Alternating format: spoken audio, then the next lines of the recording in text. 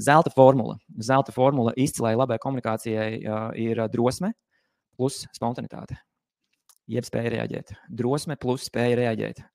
Un šī te kombinācija ar to, kad mēs varam spiest to savu pirkstu falangu un būt tajā stāvoklī, kur mēs nebaidamies zaudēt, jeb būt drosmīgā situācijā.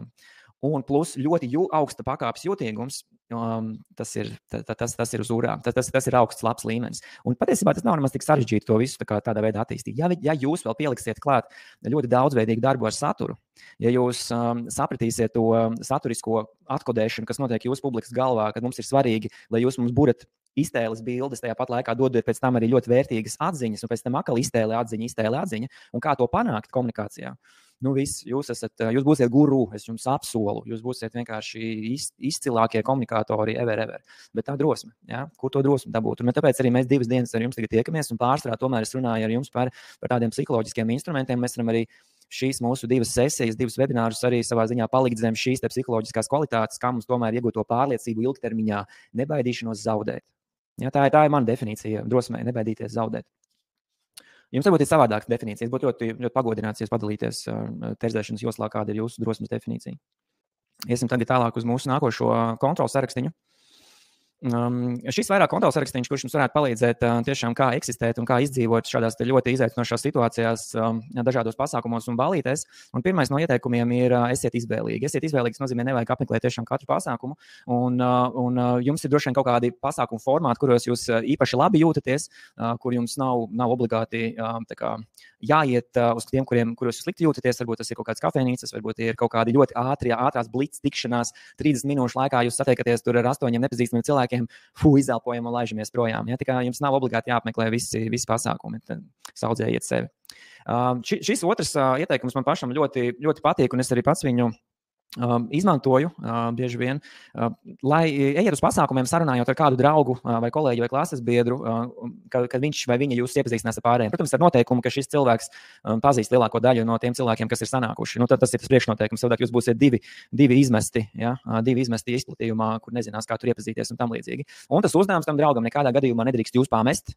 Un noteikti jums ir jābūt visu laiku kopā, un viņam ir jāiepazīstina jūs ar tiem cilvēkiem. Ja? Ļoti forši, diezgan droša metode, jo tas saucās tie siltie kontakti. Ja? Tas vienmēr ir daudz ātrāk nekā nepazīstamiem cilvēkiem. Nākamais ir ejiet uz pasākumiem ar pilnām baterijām, jo redziet, ekstravertiem tomēr viņi miedarbojoties pašā pasākumā, viņi tādā veidā uzģenerē un uzlādē tos savas baterijas, bet introvertiem tieši otrādi mēs tās baterijas bieži vien pasākumos arī tērējam. Līdz ar to 1 vai 2 stundas, kā es esmu jau rakstījis pirms pasākumā, tiešām esat ļoti skrupulozi un ieplānojiet sev laiku, nedariet neko, un arī pasākuma laikā atrodiet iespēju tomēr izrauties. Vai nu pie grāmatplaukta, vai tiešām uz to vānas istabu, uz to Candy Crush paspēlēt, vai uz balkonu tur uzpīpēt, vai vienkārši iziet kaut kur ārā. Un tad atkal metamies iekšā tajā sociālajā vidē. Ja jūs jūtat, ka jums tiešām jau ir nepieciešams tas ieelpot to svaigo gaisu ritms, ja tas, ko mēs pagājušajā reizē ar jums jau runājām. Nākošais triks arī, ko es izmantoju regulāri, arvien vairāk un vairāk pēdējā laikā, ir katrā tikšanās reizē, kad es satiekos, piemēram, ar jaunu cilvēku. Mans galvenais uzdevums ir no viņa dabūt vēl vismaz 3 kontaktus, ja ne vēl vairāk ir. Lūdzu, iesaki man, piezvani, kad es varētu ar viņiem tikties. Protams, tam jābūt ļoti mērķiecīgi, ko es gribu panākt. Tur manā gadījumā kaut kas pa teātra līniju, tur aiz okeāna vai pa kino līniju, tad es vienkārši brutāli meklēju tos kontaktus, un lai tie cilvēki varētu jūs iepazīstināt. Līdz ar to jums būs arī kaut kāda neliela tēma, par ko parunāt. Ja, tā uzreiz kļūt par ļoti foršu sarunu tēmu kaut kādā vienā posmā, jūsu sarunu laikā, small talk laikā, un jūs varēsiet tā forši virzīties tālāk uz priekšu.